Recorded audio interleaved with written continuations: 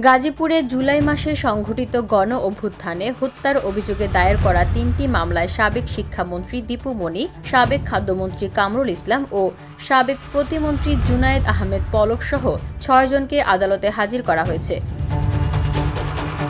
মঙ্গলবার সকালে তাদের গাজীপুর মেট্রোপলিটন ম্যাজিস্ট্রেট আদালত ৩-এ হাজির করলে বিচারক ওমর হায়দার শুনানি শেষে তাদের গ্রেপ্তার দেখিয়ে কারাগারে পাঠানোর আদেশ দেন। এদিকে বেলা 11:30টার দিকে আসামিদের কারাগারে নেওয়ার সময় জাতীয়তাবাদী আইনজীবী ফোরামের নেতাকর্মীরা আদালত চত্বরে ফাঁসির দাবিতে বিভিন্ন স্লোগান দেন। এ সময় আসামিদের উদ্দেশ্য করে ডিম নিক্ষেপ করা হয়।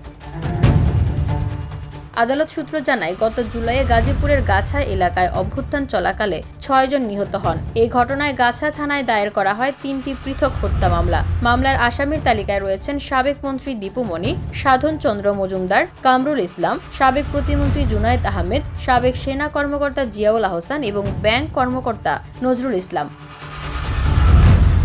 সকালেই কাশিমপুর কেন্দ্রীয় কারাগার থেকে দীপু মনি, সাধনচন্দ্র মজুমদার ও জুনায়েদ আহমেদকে এবং কেরানীগঞ্জ কারাগার থেকে কামরুল ইসলাম, জিয়াউল আহসান ও নজরুল ইসলামকে 2টি প্রিজন ভ্যানে করে আদালতে আনা হয়।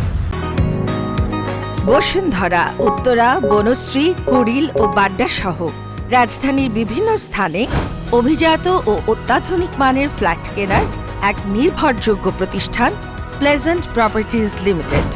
তাই আপনার স্বপ্নের আবাসনের জন্য আজই যোগাযোগ করুন। Pleasant properties limited, where destiny matches eventually। শুনানি শেষে সবাইকে ফের কারাগারে পাঠানো হয়। আদালত চত্বরে স্লোগান ও ডিম ছুঁড়ে মারার বিষয়ে জানতে চাইলে আদালত পুলিশের পরিদর্শক আহসান উল্লাহ চৌধুরী বলেন, আমি আদালতের এজলাসের ভিতরে ছিলাম, ডিম ছোড়ার বিষয়টি বলতে পারবো না, তবে আইনজীবীরা বিভিন্ন ধরনের স্লোগান দিয়েছেন শুনতে পেরেছি। গাছা থানার উপপরিদর্শক সাখাওয়াত হোসেন জানান, আজ 3টি মামলার শুনানি ছিল। 6 জন আসামিকে যথাযথভাবে আদালতে হাজির করে ফের কারাগারে পাঠানো হয়েছে। VOD Bangla news desk.